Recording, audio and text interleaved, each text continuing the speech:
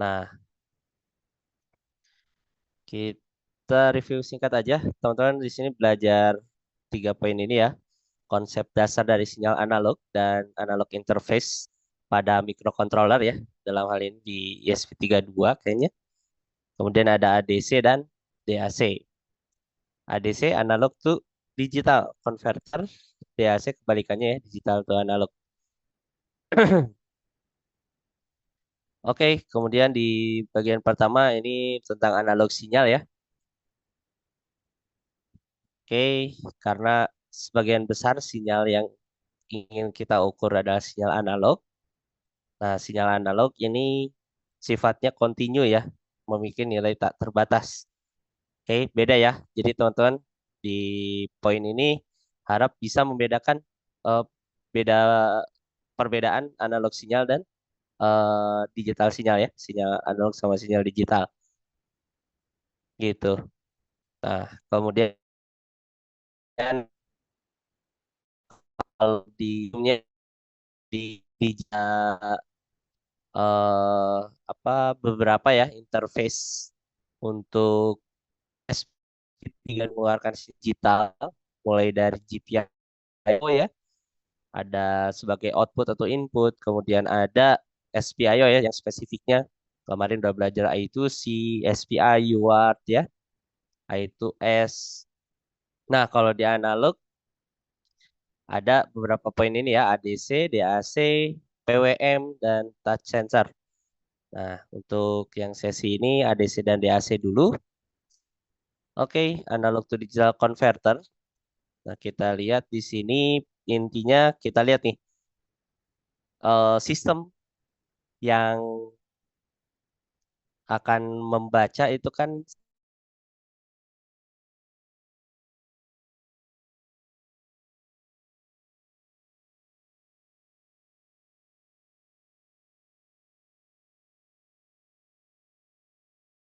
akan dibaca itu analog. Nah, maka dari itu dibutuhkan ADC ini ya, analog to digital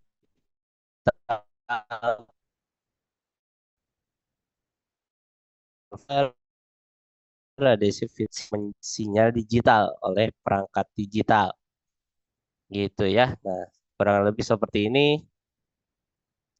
Nanti dari analognya ini ada range span-nya ya, sesuai dengan tegangan referensinya.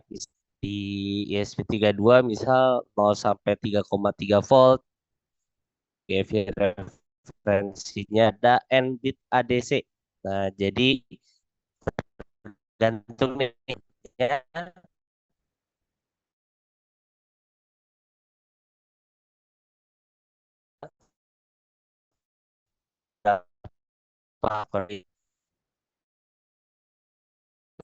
kalau developer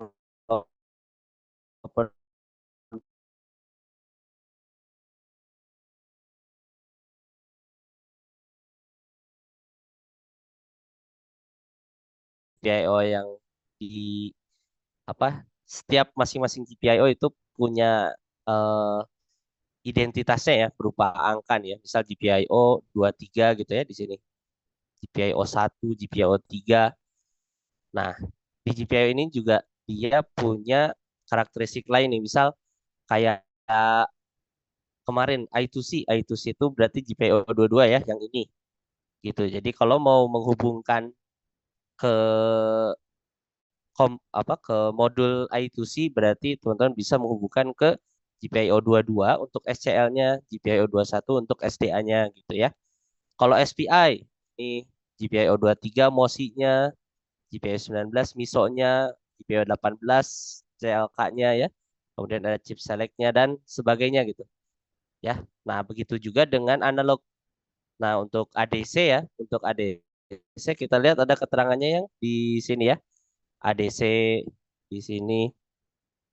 Nah, ini pin-pin yang kita bisa gunakan untuk ADC ya. Di sini sama di sini ternyata. Gitu. Nah, jadi ini contohnya dari ESP32. Kalau Arduino ada di sebelah sini ya. Gitu. Jadi masing-masing punya pin analognya sendiri ya. Kayak Arduino mungkin di sini jumlahnya lebih dikit ya, cuma 6. Kalau ESP32 ini cukup banyak. Nah, jadi kalau teman-teman mau menggunakan ADC, mau menggunakan apa? Ya mungkin pertanyaannya pin berapa sih yang support. Nah, jadi harus lihat eh, datasheet ini gitu ya. Kalau mau pakai ADC gitu ya. Nah, ini jangan menggunakan pin 22 gitu ya karena di datasheet ini dia tidak support ADC-nya. Nah, jadi hanya beberapa pin aja ya dilihat kembali gitu di datasheet-nya. Seperti itu. Oke, kita lihat selanjutnya di sini proses ya. Ada 3 proses untuk mengubah analog ke digital ya, sinyal analog ke sinyal digital. Ada sampling, kuantifikasi, dan coding. Nah, jadi untuk sampling kita lihat sinyal analog disampling dalam satuan waktu yang terbatas. Waktu sampling ini TS ya. Nah, teman-teman silakan lihat di sini di sumbu X ya, sumbu waktu. Nah, jadi sampling period TS ini seberapa apa ya, seberapa cepat dia mencacah dalam satuan waktu. Nah, jadi eh, kita lihat di grafiknya tuh kalau misalnya, nah ini ya, ada sinyal analog yang warna biru ini. Nah, jadi dia dicuplik gitu ya, diambil per periodenya gitu. Misal ini yang pertama yang ini ya, yang pertama yang ini ada di sini. Kemudian yang kedua di sampling lagi, ini yang kedua, ini yang ketiga, dan seterusnya gitu. Nah, waktu samplingnya ini ya, waktu samplingnya, periode samplingnya. Seperti ini, yang pertama jadi dicacah, di sampling di satuan waktunya.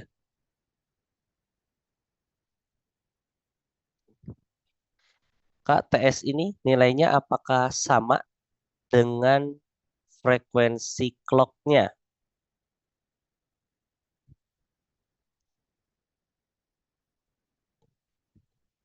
Oke, si TS ini ya, kalau nggak salah iya.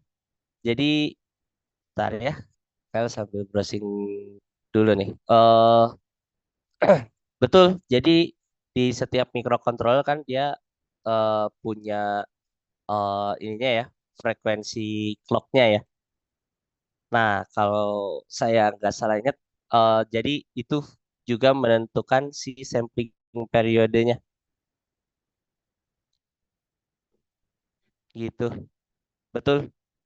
Jadi tergantung sama frekuensi yang digunakan. Ya, oke. Nah, kalau nanti tuh ada, sebentar ya, kayak agak lupa ininya si hubungan antara sampling period dengan frekuensi. Bentar ya.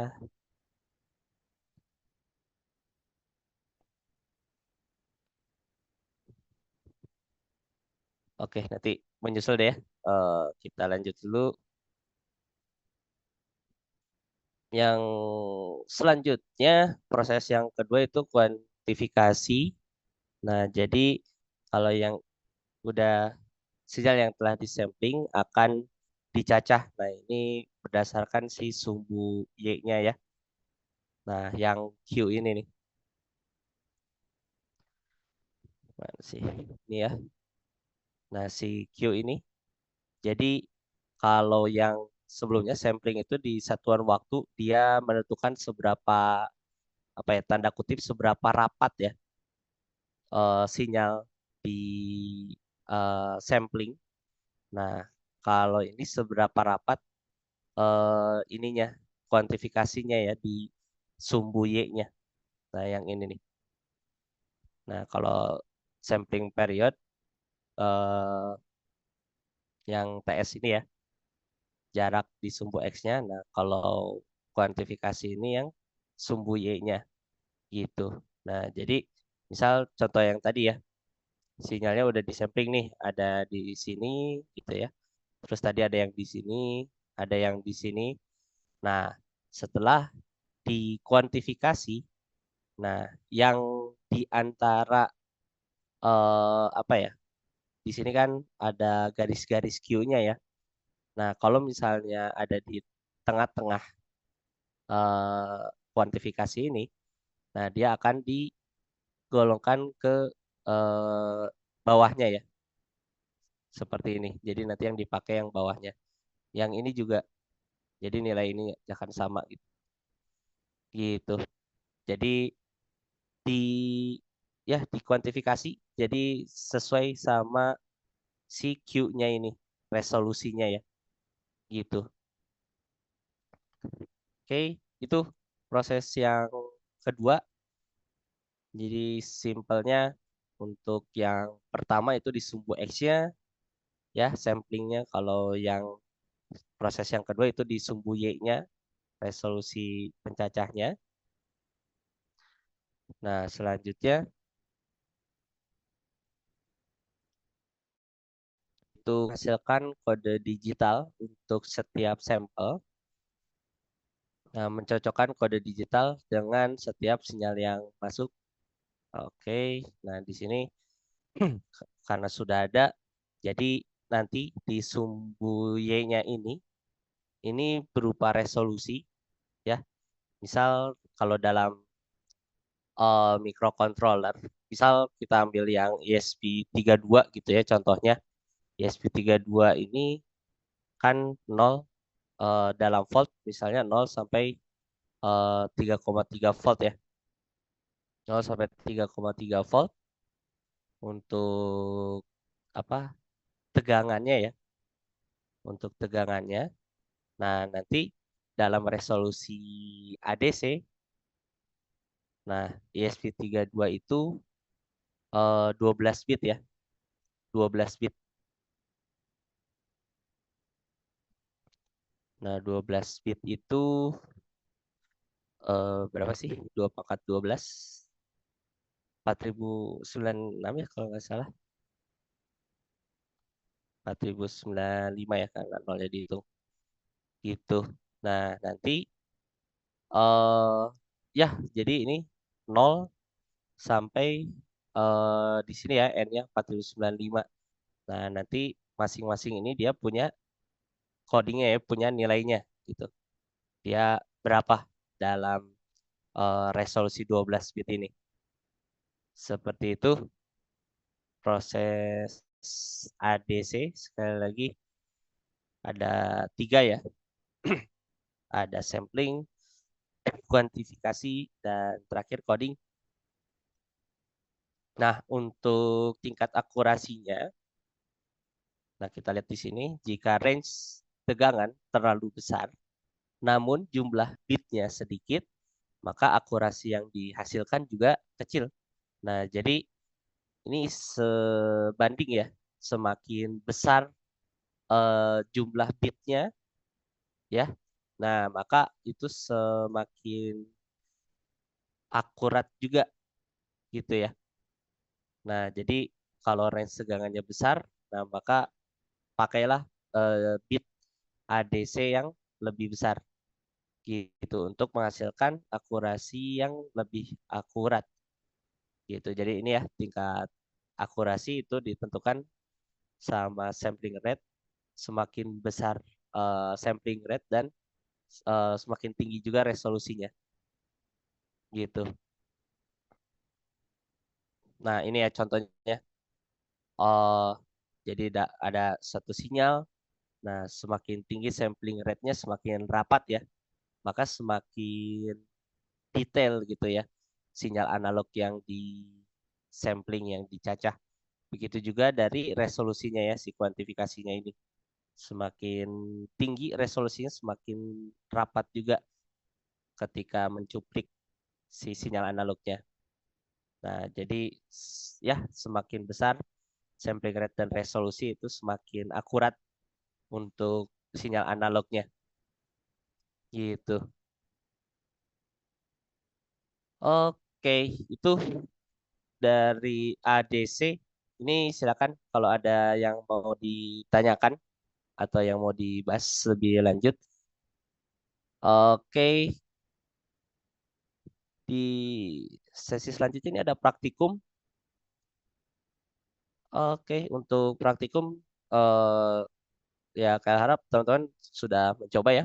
Mungkin pada saat sesi tutor seharusnya dibahas juga ya. Yang praktikum pertama ini potensiometer. Nah, ini ya. Jadi ada potensiometer masih di Walkwi. Nah, nanti ada codingannya di sini sintaks yang dipakai ini ya, analog read. Ini untuk membaca dari pin analog, pin ADC. Oke. Nah, ini hasilnya kurang lebih ketika teman-teman menggeser nilai potensionya, menggeser potensionya, ini nilai ADC-nya untuk ini karena menggunakan ESP32 yang resolusinya itu 12 bit, maka untuk nilai terendah ini 0 ya, untuk nilai yang tertinggi ini 4095. 4095. Oke, itu untuk praktikum yang pertama. Kalau praktikum yang kedua ini ADC menjadi tegangan. Nah, ini konversi ya. Oke, ini nanti memasukkan rumus untuk mengkonversinya ya dari nilai ADC 0 sampai 4095 itu nanti jadi nilai tegangan 0 sampai 3,3 volt. Ini masih pakai potensio ya kalau nggak salah. Kalau masih pakai potensio, potensiometer, nanti ketika potensionya di minimum itu nilainya 0 volt, kalau di maksimum itu 3,3 volt gitu ya. Jadi berdasarkan rumus ini. Nah, untuk di codingannya juga seperti ini. Nilai voltnya ya dimasukkan. Untuk praktikum yang ketiga ini menggunakan LDR. Nah, untuk LDR komponennya yang ini masih di Walkwi ya. Nah, untuk LDR seperti ini. Oke, itu untuk materi yang ADC ya. Ini silakan teman-teman. Harapannya semuanya sudah teman-teman coba di praktikum 1, 2, 3. Silakan kalau ada yang mau dibahas lebih lanjut gitu ya. Yang masih bingung mungkin di praktikum 1, 2, atau 3 ya. Nah, ini silakan. Oke, kemudian kalau di AC ini kebalikannya ya. Digital to analog.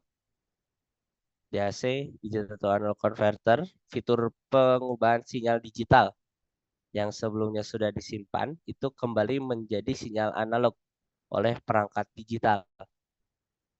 Nah, ini contoh paling umumnya ini contohnya speaker ya. Misal teman-teman memutar musik gitu ya dari laptop misalnya. Nah, si musik di laptop ini kan berupa sinyal digital ya yang disimpan di laptop kita. Nah, ketika kita play, kita dengarkan. Nah, ini ada perubahan nih dari sinyal dari apa ya, data musik yang berupa digital itu. Nah, itu akan keluar lewat speaker itu jadi sinyal analog gitu dan kemudian bisa kita dengar. Nah, kayak gitu ya.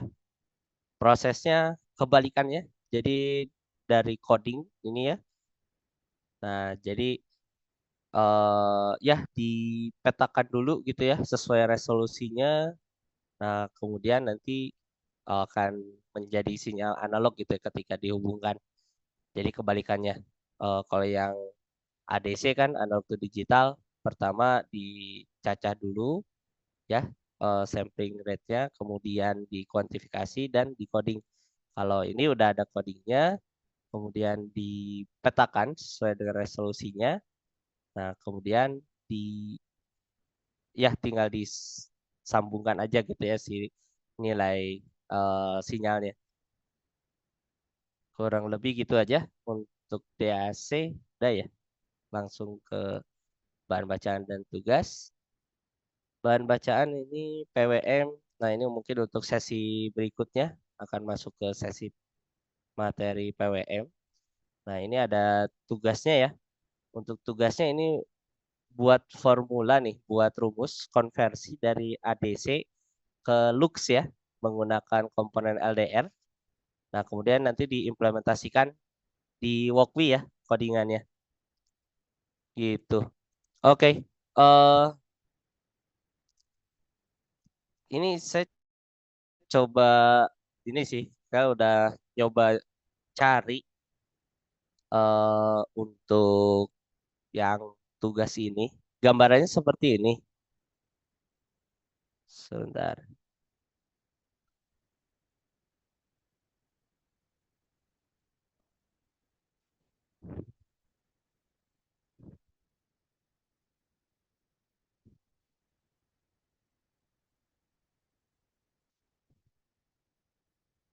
Oke. Nah, nanti kurang lebih seperti ini ya. Nanti kita lihat, kita set nih ya. Nah, jadi ketika teman-teman coba set misalnya 912 lux, ini ya si LDR-nya. Nah, maka pembacaan rumusnya itu akan menghasilkan ya minimal mendekati ya nilainya gitu. Ini contohnya 912 gitu. Misal kita pindah ke 100.000 gitu ya, nilainya kurang lebih segini. Misalnya ke 5, nanti nilai luxnya jadi 5. Nah, kurang lebih seperti ini. Nah, ini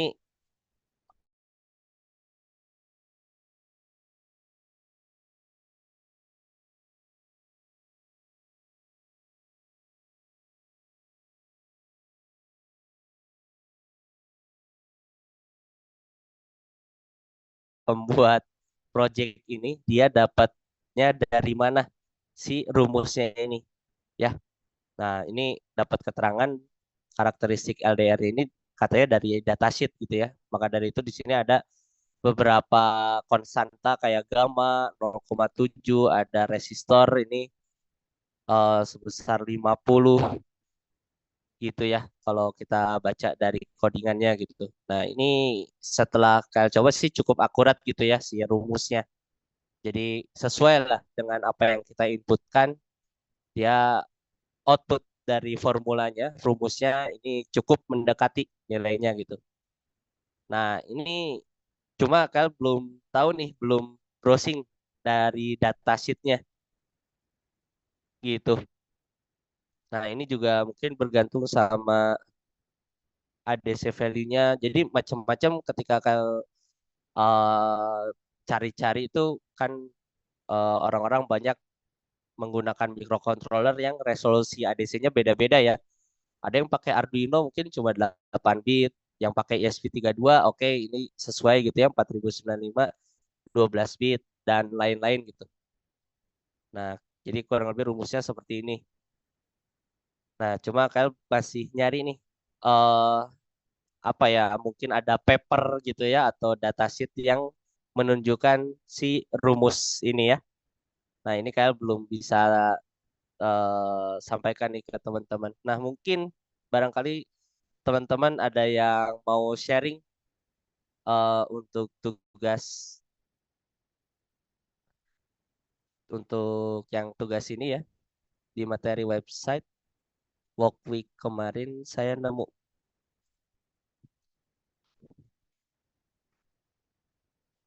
ya. Oke.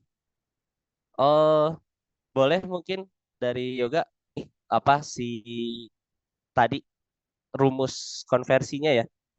Rumus konversinya itu gimana?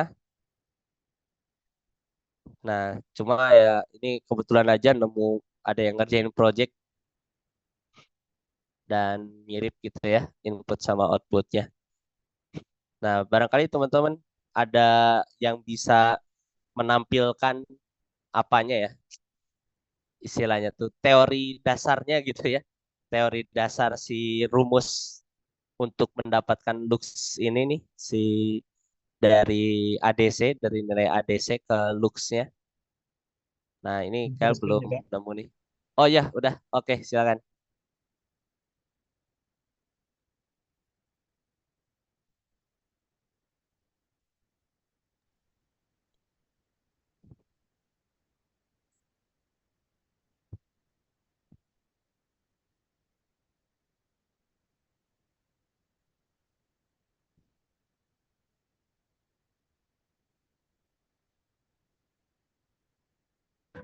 Jadi kemarin itu saya nemu di sini Kak yang ini kan. Ini ada dokumentasinya yang rumus-rumusnya itu Kak.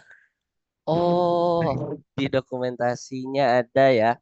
Ada. Oh, alah, Terus ya ini ya ya ya. nilai-nilainya ada juga. Oke. Sip, sip. Iya, Oke, oke. makasih. Oke, makasih juga di dokumentasi walkthrough-nya ternyata ada, teman-teman.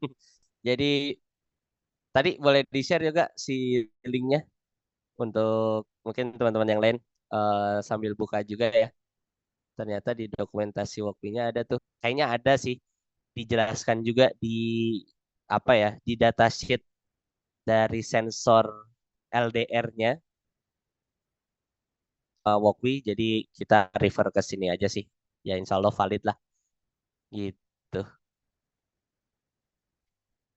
Oke, sekali lagi makasih Yoga sudah menjawab berarti ya aman untuk assignment sesi 10. Silakan dibaca dulu aja dokumentasinya, kemudian dicoba implementasikan di codingannya ya. Tadi seperti itu.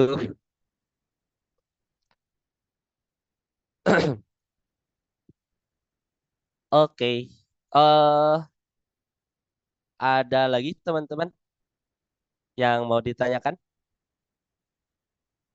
terkait sesi ini ADC, DAC? Silakan.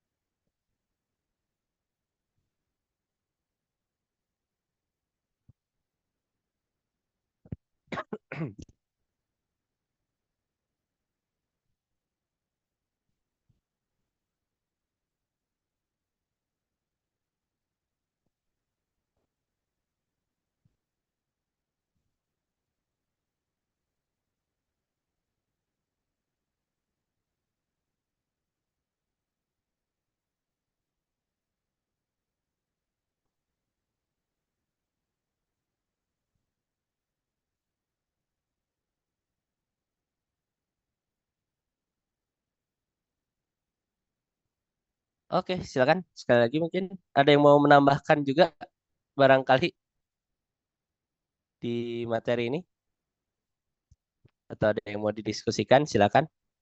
Atau mungkin di luar topik